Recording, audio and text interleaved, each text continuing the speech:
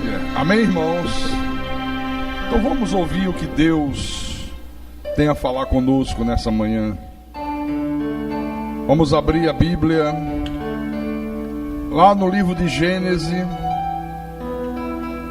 capítulo 41, versículo 46 em diante. Gênesis capítulo 41, versículo 46 em diante.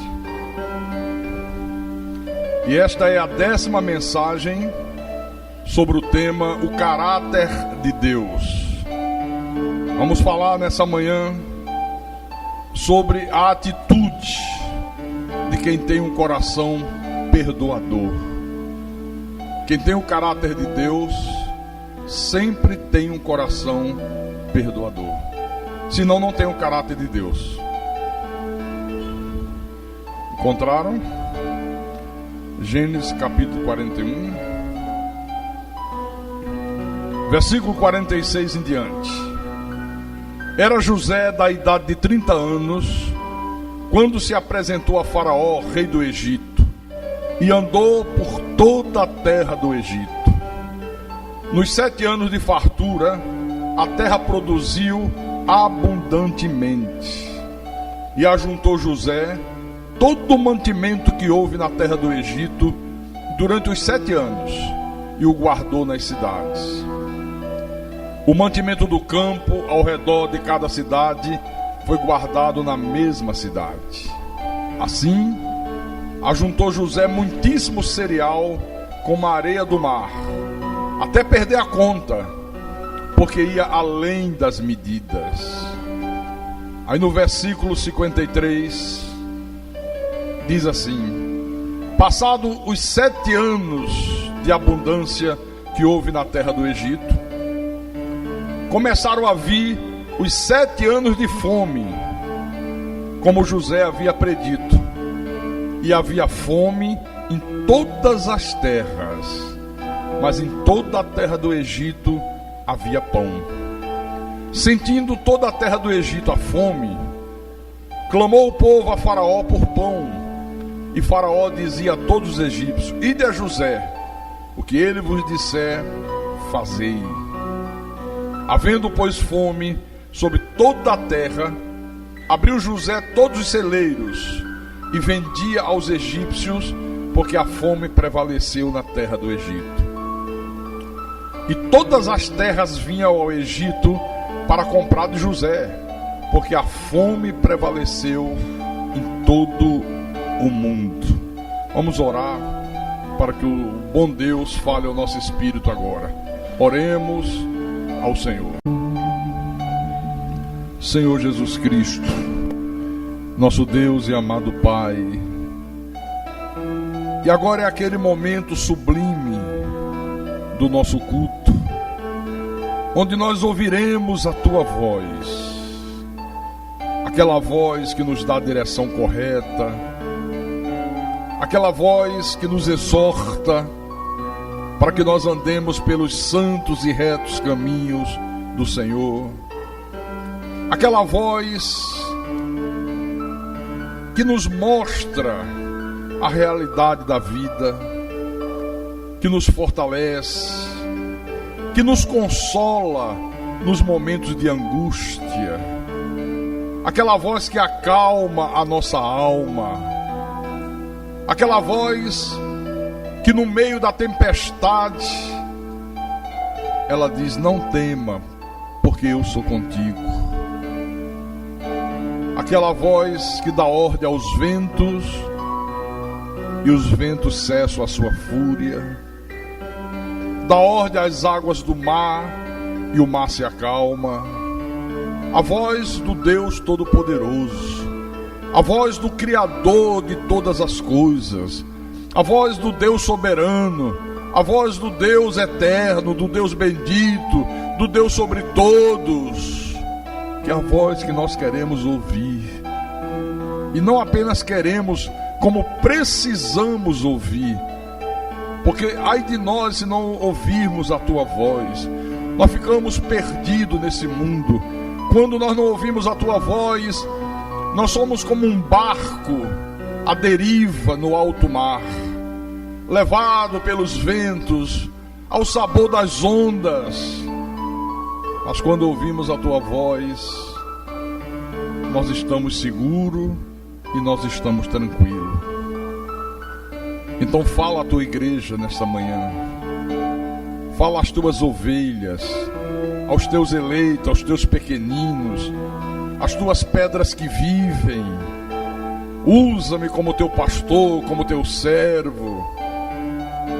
Inspira-me, capacita-me, para que eu possa proclamar a tua palavra. Mas eu não quero proclamar a tua palavra mecanicamente. Eu não quero proclamar a tua palavra sem a unção do teu Espírito Santo. Eu quero proclamar a tua palavra com verdade, sem mistura, sem paganismo, sem misticismo, sem doutrinas de homens, mas pura como saiu dos teus lábios, Senhor Jesus Cristo. Não leve em consideração as nossas falhas, não leve em consideração os nossos pecados, mas leve em consideração o quanto nós nos esforçamos para fazer o que é reto diante dos teus olhos. O quanto nós nos esforçamos, Senhor Deus, para nos submetermos à tua santa vontade. Não apenas santa, mas soberana vontade. E eu te peço isso, meu Deus, porque a minha suficiência, ela vem de ti, ela vem do Senhor. E eu te peço em nome de Jesus, em nome do Senhor, e que todos aqueles que creem e recebem esta palavra, que diga amém e amém. Diga graças a Deus. Meus irmãos amados, minhas irmãs em Cristo, agora nós encontramos José já no poder. Ele agora já é o governador do Egito. Faraó incumbiu José de executar aquele plano que Deus lhe deu uma inspiração para que ele transmitisse a Faraó, para combater os 7 anos de fome que viriam e iriam assolar a terra inteira. Então o que é que o José faz? Vem os 7 anos de fartura, ele faz uma administração excepcional. A terra do Egito produziu abundantemente. José poupou o máximo que podia poupar. E quando chegam os 7 anos de fome, só no Egito havia mantimento. Você já imaginou uma fome a nível mundial? E só um país ter mantimento? Porque, irmãos, a fome foi tão intensa nessa época aqui, que nenhuma terra foi poupada. A fome alcançou Canaã, onde moravam os pais e os irmãos de José. O texto diz aqui que todas as terras vinham ao Egito para comprar de José, porque a fome prevaleceu em todo o mundo. Então José era a única autoridade que poderia dizer sim ou não para quem viesse comprar o trigo que ele havia estocado nos 7 anos de fartura. Toda a autoridade estava com esse homem. Agora, você vê como é que a vida dá muitas voltas, né? Como a vida dá voltas. Agora, a fome obriga Jacó, que era o pai de José, a mandar os irmãos ao Egito para comprar mantimento. Manda os seus filhos para o Egito para comprar cereais, sem sequer imaginar que José era o governador do Egito. Aqui, ó, no capítulo 42, do versículo 1 em diante, diz assim: sabedor Jacó de que havia mantimento no Egito, disse a seus filhos: por que estáis aí a olhar um para os outros? E ajuntou: tenho ouvido que há cereais no Egito, descei até lá e comprai-nos deles, para que vivamos e não morramos. Então desceram 10 dos irmãos de José para comprar cereal do Egito. A Benjamim, porém, irmão de José, não enviou Jacó na companhia dos irmãos, porque dizia: para que não lhe suceda acaso algum desastre. Jacó manda os seus 10 filhos para comprar mantimento no Egito, exceto Benjamim, que era o filho caçula. Jacó temia que algum mal sucedesse ao filho mais novo dele. Você lembra o que os irmãos de José fizeram depois que o venderam para o Egito? Você está lembrado disso? Está aqui pertinho, vamos ver. Capítulo 37 de Gênesis. Só voltar 2 páginas atrás. Capítulo 37, versículo 31. Venderam o irmão, como escravo. Então, tomaram a túnica de José, mataram um bode e a molharam no sangue.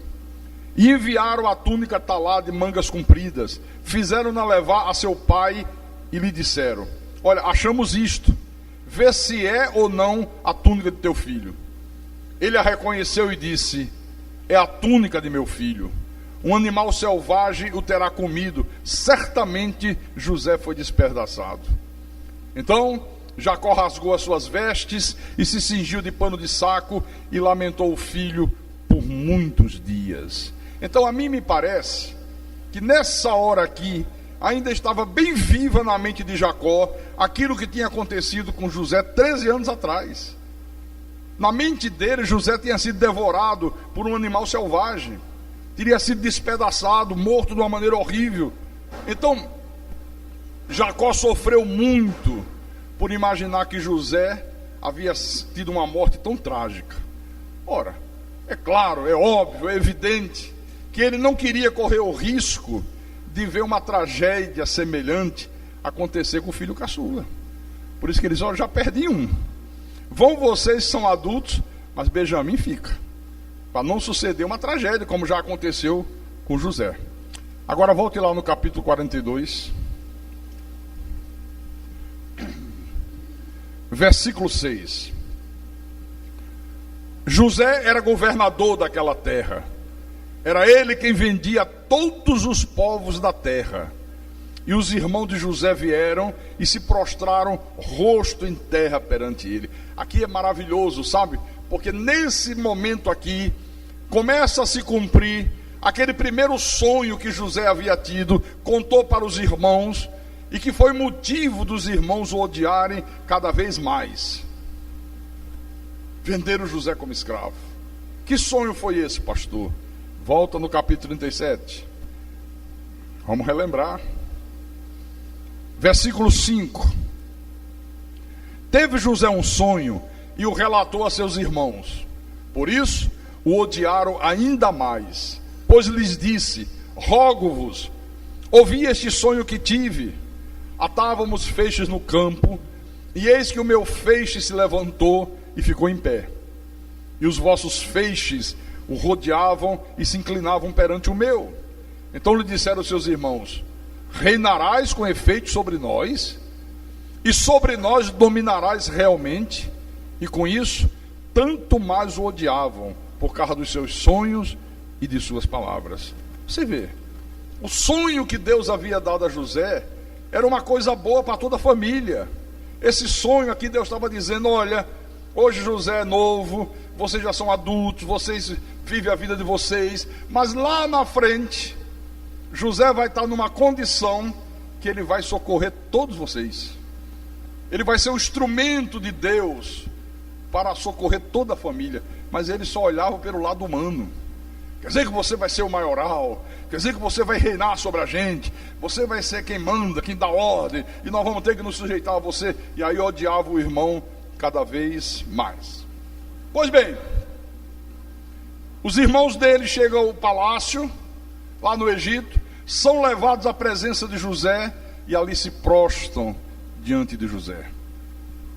Capítulo 42, versículo 7. Vendo José a seus irmãos, reconheceu-os, porém não se deu a conhecer, e lhes falou asperamente e lhes perguntou: de onde vindes? Eles responderam: da terra de Canaã, para comprar mantimento. José reconheceu os irmãos, porém eles não o reconheceram. Eles não reconheceram José. Olha só, já haviam se passado 13 anos. José está 13 anos mais velho. Está vestido com aquelas roupas egípcias, que era completamente diferente da cultura hebraica, com aqueles ornamentos, com aquelas joias. Então tudo isso contribuiu para que os irmãos dele não reconhecessem. Não sei se você já viu em filme como era que as autoridades egípcias se vestiam, né? Então o cara não dava para reconhecer mesmo. Só que José, tão logo bate os olhos nos irmãos, os reconhece imediatamente, mas não se dá a conhecer a ele. Aqui quando diz que falou com eles com aspereza, não é que José os tratou mal, não. José falou com aquela autoridade de governador, tratou os irmãos como se fosse qualquer pessoa. De onde vocês vieram? O que vocês vieram fazer aqui? O que vocês querem? Agora veja que situação, irmãos.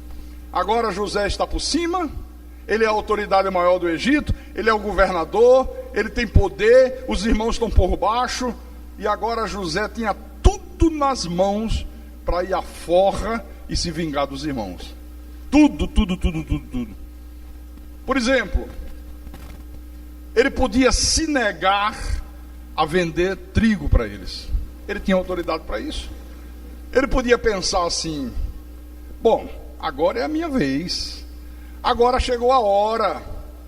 Eles vieram aqui para escapar da fome, mas eu não vou ajudá-los. Ainda está bem viva na minha memória o que eles fizeram. Esses meus irmãos não prestam, esses meus irmãos me rejeitaram, esses meus irmãos me venderam como escravo, então agora não vou ajudá-los.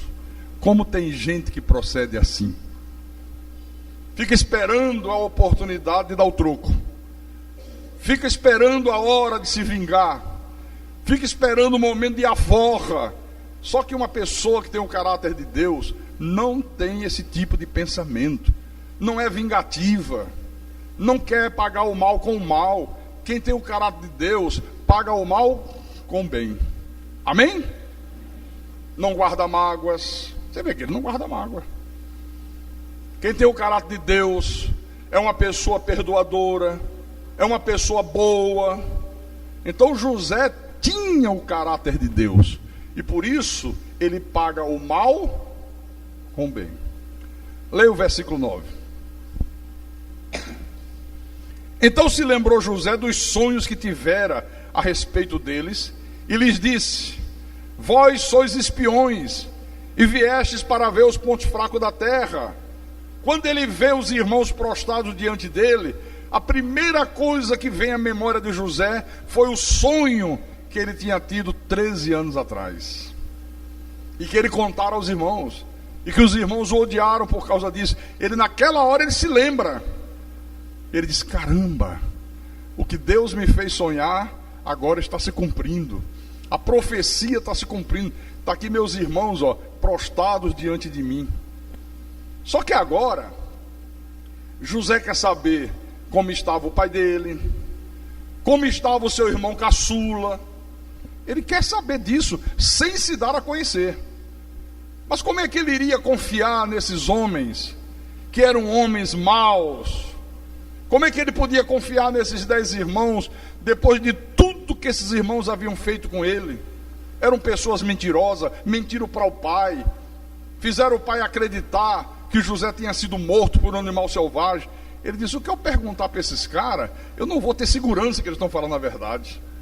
Eu não vou ter certeza que o que eles me derem de informação é a pura expressão da verdade.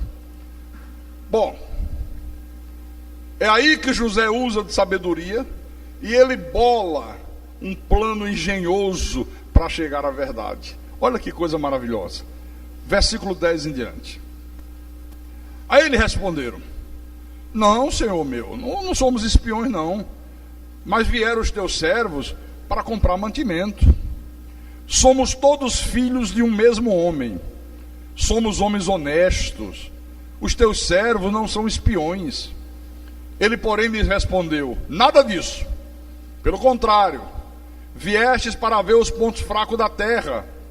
Eles disseram: nós, teus servos, somos 12 irmãos. filho de um homem na terra de Canaã. O mais novo está hoje com nosso pai, o outro já não existe. Mais uma vez mentiram, né? O outro já não existe, morreu. Viu como os caras eram mentirosos? Tá vendo?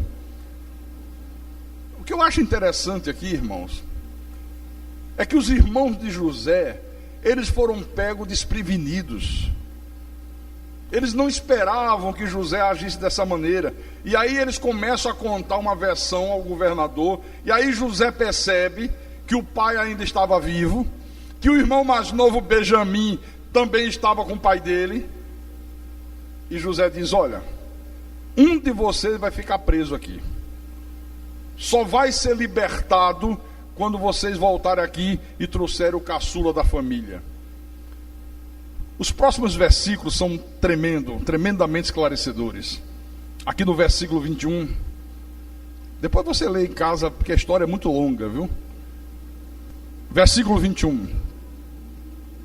Então disseram uns aos outros: na verdade, somos culpados no tocante a nosso irmão, pois lhe vimos a angústia da alma quando nos rogava e não lhe acudimos. Por isso nos vem esta ansiedade. Isso era ele falando entre eles. Ele falando entre eles mesmo. Quando José diz: ó, vai ficar um de vocês aqui. Só vou libertar depois que vocês voltarem à terra de vocês e trouxerem o irmão mais novo. Quero ver se vocês estão falando a verdade. Aí eles disseram: tá vendo?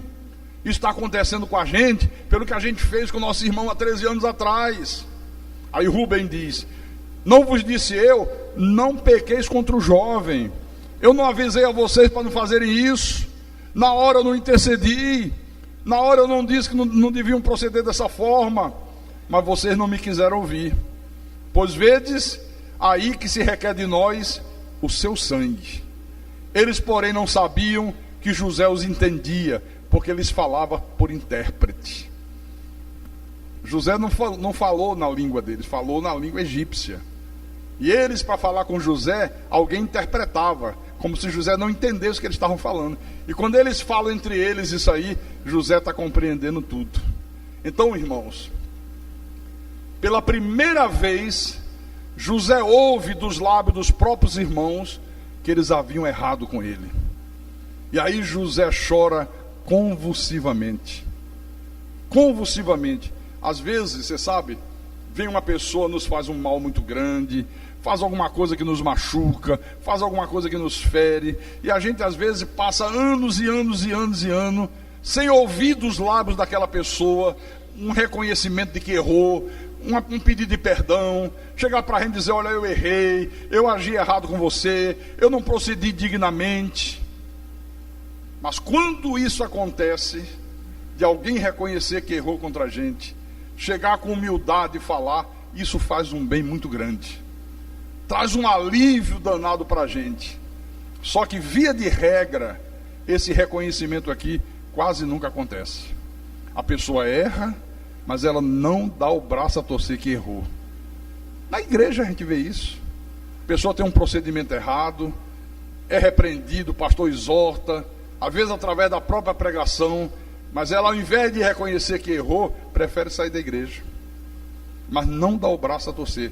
Sai como se tivesse certa, o pastor fica como se tivesse errado, mas aqui aconteceu o contrário. Pela primeira vez, ele ouve os próprios irmãos conversando e reconhecendo que tinham feito uma coisa má contra José. Bom, meus irmãos, Simeão, que era um dos irmãos, fica preso no Egito como garantia, e os demais tinham que voltar para casa levando o cereal. Só que agora você vai ver como é que procede quem tem o caráter de Deus. Leia o versículo 25 em diante. Ordenou José que lhes enchesse de cereal os sacos e lhes restituísse o dinheiro a cada um no saco de cereal e os suprisse de comida para o caminho, e assim lhe foi feito. E carregaram o cereal sobre os seus jumentos e partiram dali. Abrindo um deles o saco de cereal para dar de comer ao seu jumento na estalagem, deu com o dinheiro na boca do saco de cereal. Então disse aos irmãos: olha, devolveram o meu dinheiro, está aqui dentro do meu saco de cereal. Desfaleceu-se-lhes o coração, e atemorizados entreolhavam-se dizendo: que é isto que Deus nos fez? E vieram para Jacó seu pai na terra de Canaã, e lhe contaram tudo que lhes acontecera. Aí contaram a história. Você vê, José deu ordem: olha, encham os sacos de cereal desse rapaz aí, mas pega o dinheiro que cada um está pagando pelo cereal e põe dentro do saco de cereal, restitui para eles. E ainda mandou supri-los de alimento para a longa viagem que eles iriam fazer de volta para Canaã. Que coração bondoso, hein? Que caráter espetacular. Eles param numa estalagem para descansar. Um dos irmãos abre o saco de cereal para dar alimento ao jumento, e quando ele abre o saco, vê que o dinheiro estava dentro. Olha, aconteceu alguma coisa. O dinheiro está aqui. Como é que veio parar aqui dentro? Os outros foram olhar, a mesma coisa. Gente, o que Deus fez com a gente? O que está havendo? Aí eu pergunto para você: o que José estava demonstrando com essa atitude? De mandar encher os sacos de cereais, pegar o dinheiro que tinha sido pago pelos cereais, devolver, colocar dentro do saco. O que José estava querendo demonstrar com isso? Que ele era um homem que não guardava mágoa alguma. Pelo contrário, ele está pagando o mal com o bem. José estava praticando aquilo que só muitos séculos depois Jesus ensinaria ao longo do seu ministério terreno. Em Mateus capítulo 5, Mateus capítulo 5, versículo 38, vamos ler o 38 e o 39. São palavras dele: ouvistes que foi dito, olho por olho, dente por dente. Eu, porém, vos digo, não resistais ao perverso, mas a qualquer que te ferir na face direita, volta-lhe também a outra face. Olha, isso Jesus ensinou séculos lá na frente. Séculos atrás, o Espírito Santo já tinha colocado isso dentro do coração de José. É isso que ele está querendo demonstrar aqui, ó. Bom, os irmãos dele chegam em casa, chegam para o pai, conta tudo o que aconteceu. Olha, meu pai, chegamos no Egito, fomos falar com o governador, ele perguntou sobre a gente, achou que nós éramos espiões, nós falamos que temos um pai vivo, que temos um irmão caçula, só que ele não acreditou. Ele deu alimentos, colocou o dinheiro dentro do saco da gente, olha, paramos no meio do caminho, está aqui dentro. Só que apesar de tudo que nós dissemos para ele, ele ficou com o nosso irmão lá. E disse que o nosso irmão só volta para casa se nós levarmos o mais novo, para provar que nós estávamos falando a verdade. Jacó ouve a história e diz: mas eu não vou permitir de maneira nenhuma que Benjamim viaje com vocês. Jacó estava irredutível. Ele disse: não, eu já perdi José, ainda está bem viva na minha memória. José foi despedaçado por um animal, eu não vou correr o risco de eu perder agora o meu filho caçula. Só que o tempo vai passando, a provisão de alimentos que eles trouxeram do Egito vai se acabando, a fome estava assolando a terra ainda, e eles precisavam voltar ao Egito para comprar mais mantimento. Não tinha outro lugar, ou ia comprar no Egito ou morria todo mundo de fome.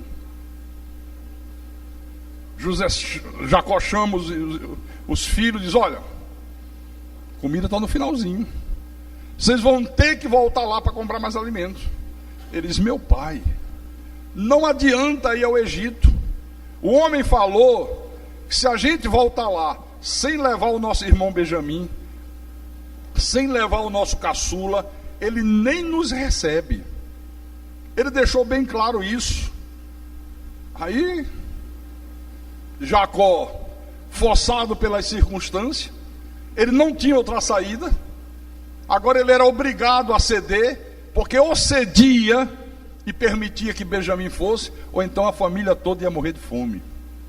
Mas ele só cede forçado pelas circunstâncias. Volte lá. Gênesis 43 agora. Eu fico imaginando a angústia desse homem. Que situação, hein? Puxa vida, não tem outra saída. Eu vou ter que correr o risco. Eu vou ter que arriscar. Eu vou ter que deixar Benjamim ir com eles. Porque senão todo mundo vai morrer de fome aqui, porque não tem outra provisão de comida. Então, Gênesis 43, versículo 11 em diante. Respondeu-lhes Israel, seu pai: se é tal, fazei pois isto: tomai do mais precioso desta terra nos sacos para o mantimento, e levai de presente a este homem um pouco de bálsamo e um pouco de mel, aromatas e mirra, nozes de pistácia e amêndoas. Levai também dinheiro em dobro, e o dinheiro restituído na boca dos sacos de cereal, tornai a levá-los convosco. Pode bem ser que tenha havido um engano. Levai também vosso irmão, levantai-vos e voltai àquele homem. Deus Todo-Poderoso vos dê misericórdia perante o homem, para que vos restitua o vosso outro irmão e deixe vir Benjamim. Quanto a mim, se eu perder os filhos, sem filhos ficarei. Tomaram, pois, os homens os presentes, o dinheiro em dobro e a Benjamim. Levantaram-se e desceram ao Egito e se apresentaram perante José. Vendo José a Benjamim com eles, disse ao despenseiro de sua casa: leve esses homens para casa, mata reses, mata lá uns novilhos, prepara uma churrascada, pois estes homens comerão comigo ao meio-dia. Fez ele como José lhe ordenara, levou os homens para a casa de José. Os homens tiveram medo, porque foram levados à casa de José, e diziam: é por causa do dinheiro que da outra vez voltou nos sacos de cereal. Ele está mandando lá para nos acusar, vai nos arremeter contra nós, vai nos castigar, vai nos escravizar, vai tomar os nossos jumentos. Quando José viu que o irmão mais novo tinha vindo com eles, Benjamim, olha, José é tomado de uma alegria incontida. O caçula, quando ele bate os olhos e vê os irmãos se apresentar diante dele com o caçula, a alegria dele é tamanha que ele chama os seus empregados do Egito e diz: olha, prepara um banquete, leva esses homens para minha casa, leva para o Palácio Real, vamos fazer uma grande festa, eu quero que eles comam junto comigo, eles são meus convidados especiais. Maravilhoso, não? Só que os irmãos ficam com medo. Olha, mandou levar a gente para a casa dele, deve ser por causa do dinheiro que voltou dentro dos sacos, vai nos castigar, vai nos tornar escravos, vai dizer que nós roubamos o dinheiro, vai tomar os nossos animais, estamos perdidos. Quando a pessoa tem a consciência acusando, é um problema, né? A consciência acusa, ele vê tudo pelo lado mal, né? Versículo 26.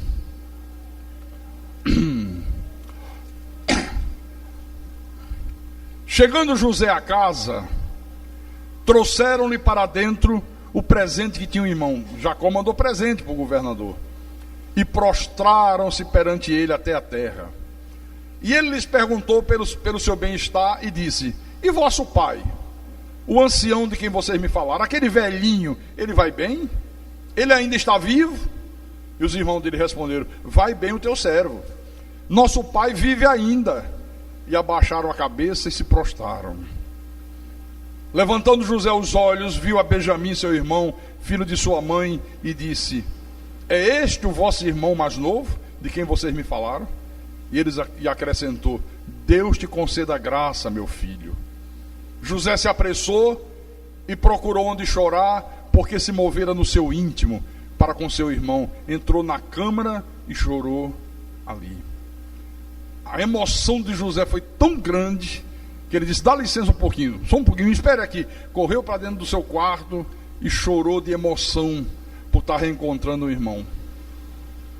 Até aqui tudo maravilhoso. Só que José não estava satisfeito ainda. José queria também reencontrar o pai. E aí ele diz: eu vou bolar um outro plano para conseguir que meu pai também venha para cá. E nada de se dar a conhecer os irmãos. Ele bola outro plano. Gênesis 44, capítulo 44. Deu José esta ordem ao mordomo de sua casa: enche de mantimento os sacos que esses homens trouxeram, quanto puderem levar. Bota aí trigo até não aguentar mais. Soca bem, bem pesado mesmo, né? E põe o dinheiro de cada um na boca do saco de mantimento.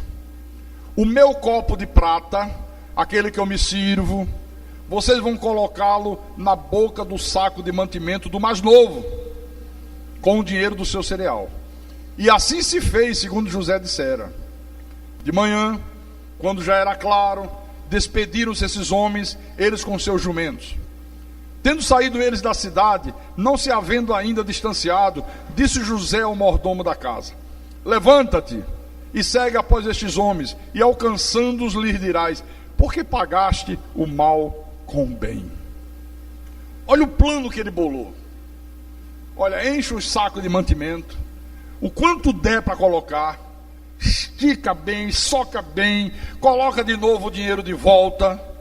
Só que eu quero que vocês peguem esse meu copo de prata, que é o copo que eu uso, e coloca dentro do saco de mantimento do mais novo, de Benjamim, e deixa eles irem. Agora vai lá, pega uma patrulha, para eles, faz uma revista, e quando vocês encontrarem a taça, vocês vão dizer: o que é que vocês fizeram com o meu senhor? Ele fez tanto bem a vocês, vocês estão pagando o bem com o mal. Mas tudo isso era um plano. É feita a revista, a taça é encontrada no saco de mantimento de Benjamim. Antes de encontrar, eles disseram: olha, não, ninguém roubou nada. Se encontrar entre algum de nós aqui, aquele em quem foi encontrada a taça de prata do governador, esse fique como escravo no Egito, ou todos nós ficaremos. Porque eles tinham certeza que não tinham feito isso. Quando faz a revista, onde estava o copo de prata? No saco de mantimento de Benjamim. Gente, eles entram em pânico, são levados de volta à presença de José. Aqui no versículo 14: e chegou Judá com seus irmãos à casa de José. Este ainda estava ali, e prostaram-se em terra diante dele. Aí José disse: que é isso que vocês fizeram? Não sabias vós que tal homem como eu é capaz de adivinhar? Então disse Judá: que responderemos a meu senhor? Que falaremos? Como nos justificaremos? Achou Deus a iniquidade dos teus servos? Eis que somos escravos de meu senhor, tanto nós como aquele em cuja mão se achou o copo. Mas ele disse: longe de mim que eu tal faça. O homem em cuja mão foi achado o copo, esse será meu servo. Vós, no entanto, subi em paz para vosso pai. Olha que situação.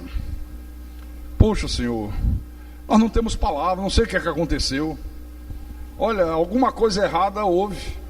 Nós jamais faríamos isso. Mas não tem problema, nós nos colocamos à tua disposição. Nós vamos ficar aqui todos como teus escravos, para pagar pelo erro que foi cometido. José disse: não vou fazer uma coisa dessa, não é justo. Só quem vai ficar como escravo é aquele que roubou o meu copo de prata, que era o caçula. Eles entram em desespero. Rubens diz: Senhor, não faça isso, nosso pai é velho, o senhor não sabe a luta que foi para o papai deixar Benjamim vir. Se Benjamim não voltar, meu pai morre, ele não vai suportar. Olha aqui, versículo 30.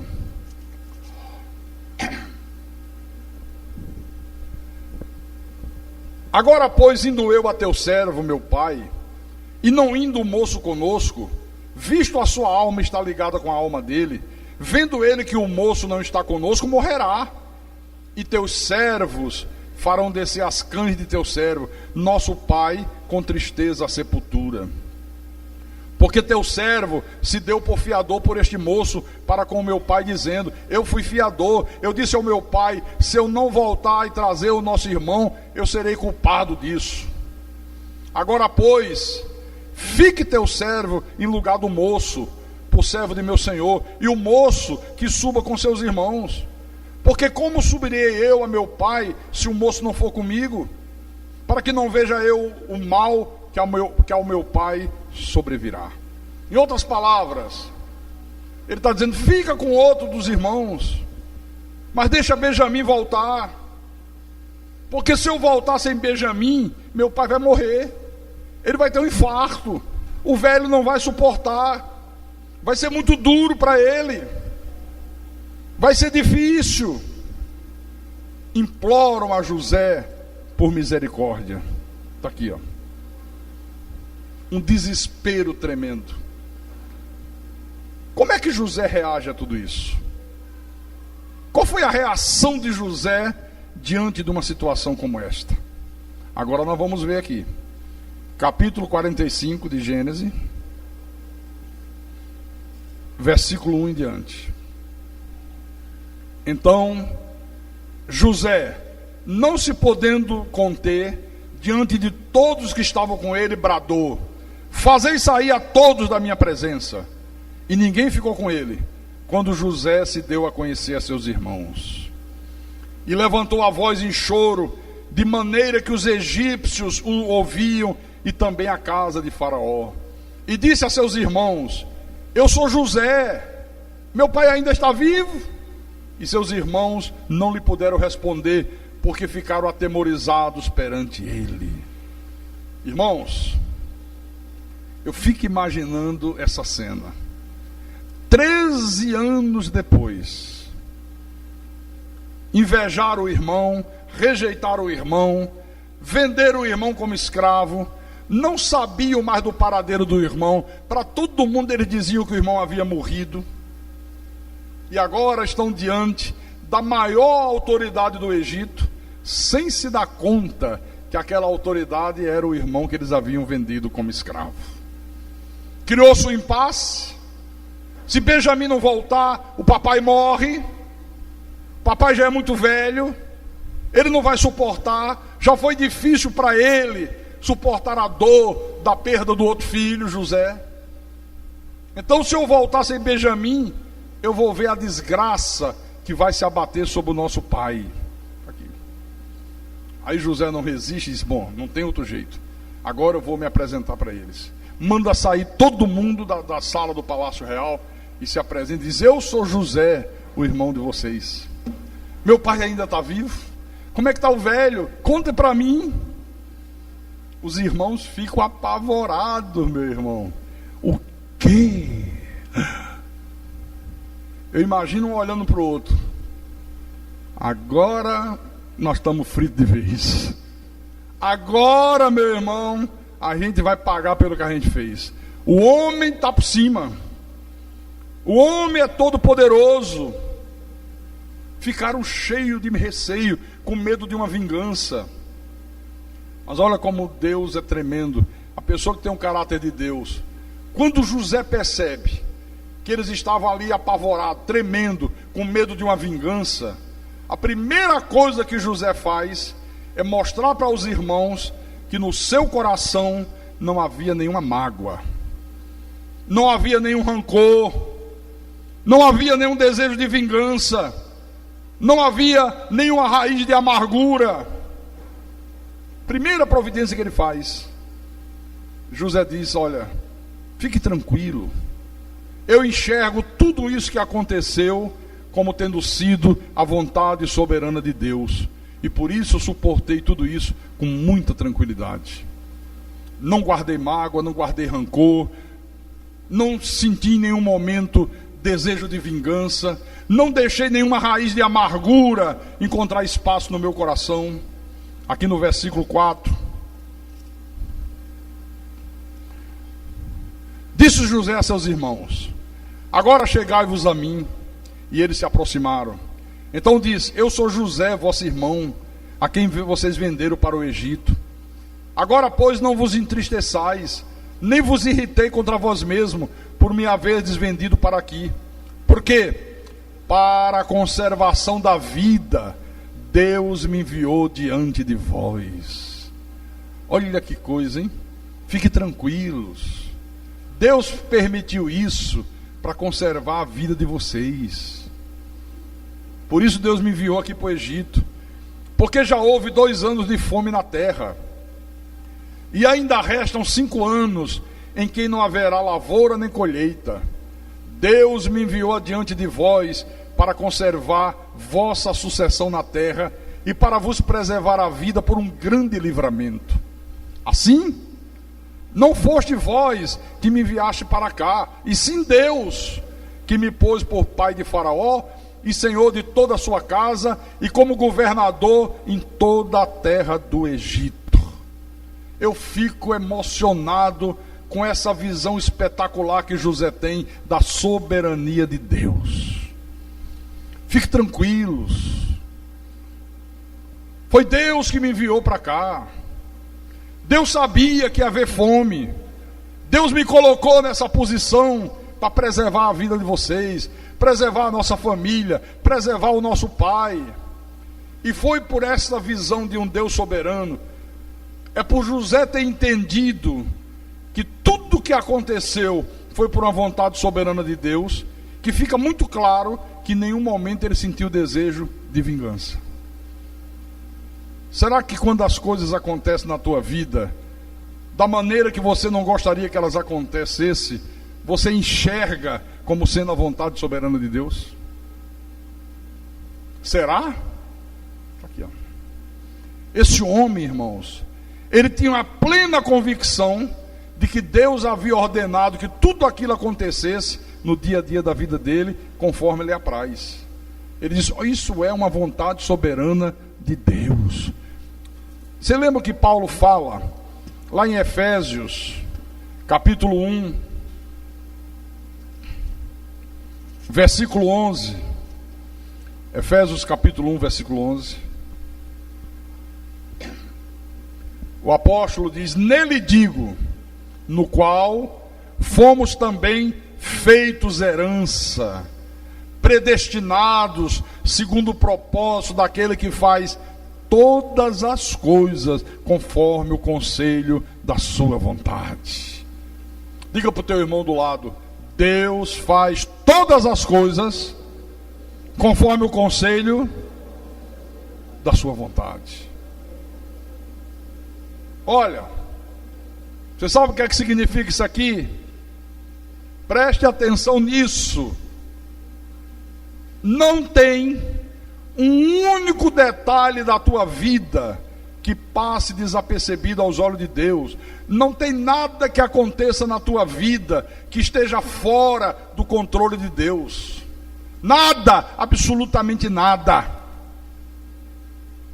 Tudo que aconteceu até hoje com você, as coisas boas, as coisas ruins, aconteceu por uma vontade soberana de Deus. Por que hoje eu sou um pastor? Por que eu não consegui fazer minha faculdade? Se o meu sonho era me formar em medicina. Olha, eu era estudioso, viu?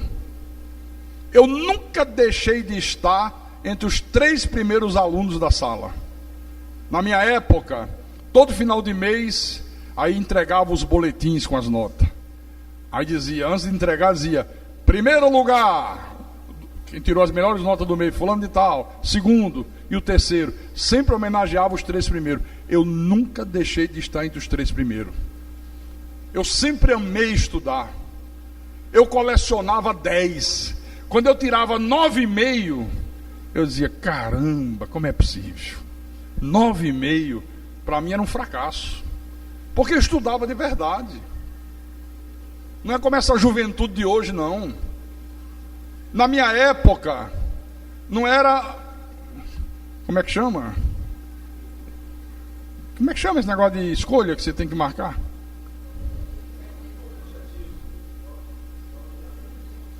que bota lá, marca a resposta certa, marca um X.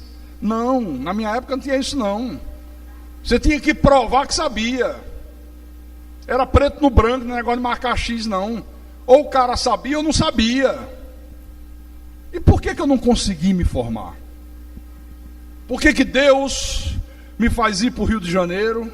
Eu chego no Rio de Janeiro, o pai abandona a casa, família passando fome, tenho que arranjar emprego com 17 anos, fui ser servente de fábrica, tive que parar os estudos. Você acha que isso foi obra do acaso?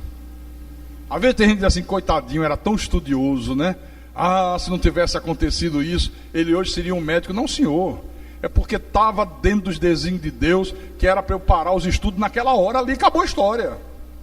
Deus diz, eu tenho outros planos para você. Você vai ser um pastor. O que você já estudou até hoje já é suficiente, porque tudo mais eu vou te ensinar. Eu vou te capacitar para proclamar o meu evangelho às nações da terra. Aleluia, aleluia, glória a Deus.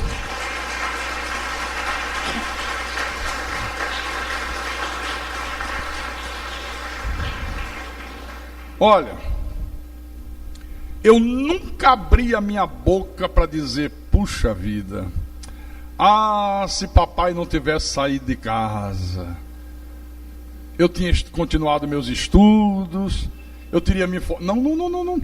Desde que veio a revelação da graça de Deus, que eu entendi que tudo isso aconteceu por uma vontade soberana de Deus.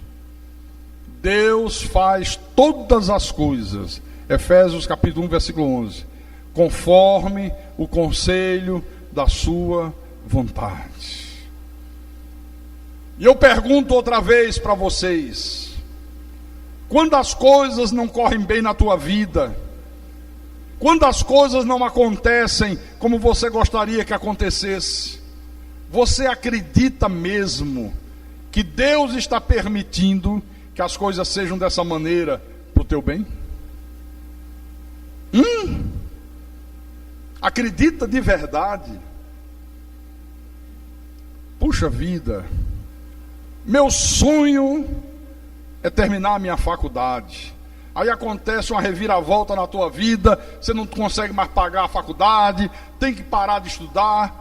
Você acredita que é Deus agindo para o teu bem? Ou você passa o resto da vida se lamuriando? O resto da vida se maldizendo? Isso é importante. Pense nisso. Você acredita de todo o teu coração que Deus permite que às vezes sobrevenha à tua vida algumas adversidades para fortalecer você, para tornar você uma pessoa mais madura, uma pessoa mais firme, uma pessoa mais parecida com Jesus? Você acredita nisso? Sim ou não? É fácil responder sim, né? Eu quero ver responder sim na hora da onça beber água, na hora que acontece. Aí eu quero ver o sujeito de cabeça erguida dizer, estou tranquilo, Deus está permitindo que seja assim para o meu bem. Perdeu o emprego, e o cara dizer, bom, eu lutei tanto para conseguir esse emprego, puxa, e agora, sem motivo, sem razão, perdi o emprego. Olha, eu ganhava 5 mil reais, o emprego que eu consegui agora só ganho 3. E o cara dizer, mas eu estou tranquilo porque tudo coopera para o bem daqueles que amam a Deus. Aí eu quero ver, aí eu digo que crer. Porque como eu já ouvi gente que diz que crê na soberania de Deus, mas diz assim, se eu tivesse estudado. Ué, e não estudou por quê? Não porque aconteceu isso, não porque aconteceu aquilo. Quer dizer que você que comanda a tua vida. Não foi Deus que permitiu. Não foi Deus que criou desígnios predestinados para a tua vida. Irmãos, isso é uma das coisas mais profundas da crença cristã. Você acreditar nessa soberania de Deus. Por quê? Se você não é capaz de crer dessa forma, que José está crendo assim, aqui, você é tão incrédulo como qualquer incrédulo que existe lá fora nesse mundo. A única diferença é que eles estão lá fora e você está dentro de um templo. Mas você é tão incrédulo quanto ele. Você é tão incrédulo quanto aquela pessoa que está na macumba. Você é tão incrédulo quanto aquela pessoa que é idólatra. Você é tão incrédulo quanto aquela pessoa que diz que é ateu. Se você não é capaz de crer dessa maneira aqui, Deus está no controle de todas as coisas. Todas as coisas. Jesus disse: não cai um fio de cabelo da vossa cabeça sem que seja com a permissão do Pai. Um fio de cabelo. Para cair um fio, só cai se Deus disser caia. Senão não cai. Ele diz: não cai uma única folha da árvore sem que seja com a permissão do Pai. Deus está no controle de tudo, meu irmão. Absolutamente de tudo, em nome do Senhor Jesus Cristo. Amém? Quando você crê dessa forma, olha, você tem paz no teu coração. Você não murmura. Você não é capaz de guardar mágoa de ninguém. Você não se torna uma pessoa rancorosa. Você não se torna uma pessoa amargurada. Você se torna uma pessoa perdoadora. Você se torna uma pessoa tranquila. Pode vir a tempestade que vier, você diz: Deus está no controle. Essa tempestade está acontecendo pela vontade soberana de Deus. Deus está no controle dessa tempestade. Você lembra? Os discípulos estavam atravessando o mar da Galileia. Jesus dormindo, tirando um cochilo, cansado, exausto. E de repente, sobreveio uma grande tempestade. Ventos fortes. O mar ficou revolto, ondas no mar da Galileia. E eles começam a ficar apavorados. Quando eles olham para aquele quadro de terror no meio da noite, olha, um desespero total. Um deles vai, acorda Jesus: desperta, mestre, porque vamos morrer, vamos se afogar. Jesus acorda e diz: por que vocês estão tão apavorados assim? Por que vocês estão desesperados? Oh, homens de pequena fé. Fica de pé no barco e diz: mar, acalma-te. O mar na mesma hora. As ondas, pois não. Vento, cessa essa fúria. Para que soprar tão forte? Fica tranquilo. O vento.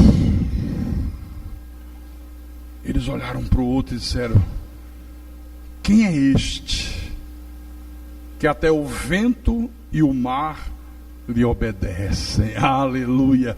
Até o vento e o mar lhe obedecem.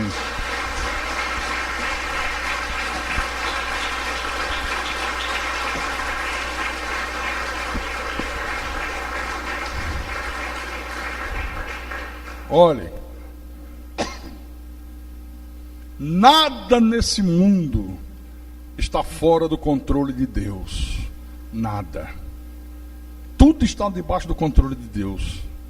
Até os filhos do diabo, para fazerem as suas malignidades, eles só podem fazer até onde Deus permitir que eles façam.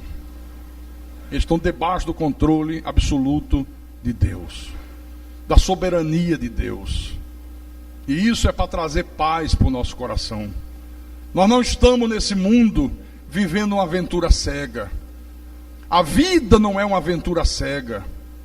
Há desígnios predestinados de Deus para a minha vida, para a tua vida, que hão de se cumprir e nada nem ninguém nesse mundo pode impedir. Jó disse assim: Senhor, nenhum dos teus planos podem ser frustrados. Aleluia, aleluia, aleluia, aleluia. Amém? Então, José, ele atinou para a soberania de Deus. Nós também temos que atinar para essa soberania divina. Você tem que atinar que Deus é soberano, que a tua vida está nas mãos de Deus, meu irmão. Não está nas tuas mãos, não está na mão do mundo, não está na mão dos homens, não está na mão dos poderosos. A tua vida está nas mãos daquele que criou os céus e a terra.